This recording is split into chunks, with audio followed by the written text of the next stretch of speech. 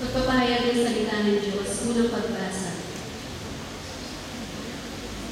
Sinubok ng Diyos si Abraham nang hiling niyang ialay si Isaac, ang pinakamamahal niyang anak. Ginagtimpalaan ng Diyos ang pagsunod ni Abraham sa pamamagitan ng pagliligtas sa buhay ni Isaac. Bukod dito'y pinagparan ni Yahweh ang lahi ni Abraham. Pagbasa mula sa aklat ng Genesis. Noong mga araw na iyon, sinubok ng Diyos si Abraham. Tinawag siya ng Diyos at tumugon naman siya. Sinabi sa kanya, isama mo ang pinakamamahal mong anak na Isaac at magpunta kayo sa lupain ng Moria. Umakyat kayo sa bundok na ituturo ko sa iyo at ihandog mo siya sa akin. Pagsapit nila sa dakong itinuro ng Diyos, gumawa ng gambala si Abraham.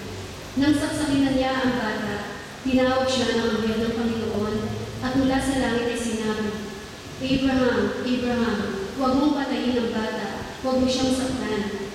Naipakita mo ng handa kang sumunod sa Diyos, sapagkat hindi mo pinagkait sa kanya kaisa-isa at pinakamamahal ng anak. Paglingon niya ay pinakita siyang isang lalaking tuka na ang mga sungay ay napasabit sa mga sanga ng kahoy. Ito ang kinuha ni Abraham at inihandog kapalit ng kanyang anak. Mula sa langit, nagsalita muli kay Abraham ang anghel ng Panginoon. Wika nito, akong Panginoon ang nangangako sa iyo. Yaman hindi mo pinagkait sa akin ang kaisa-isa mong anak, pagpapalain kita. Ang langit mo'y magiging sindami ng bituin sa langit at ng buhangin sa dagat. Lulubigin nila ang mga lungsod ng kanilang mga kaaway sa pamamagitan ng lahi. Pagpalain ang lahat ng bansa sa daigdig sapagkat ikaw ay tumalima sa akin. Ang salita ng Diyos.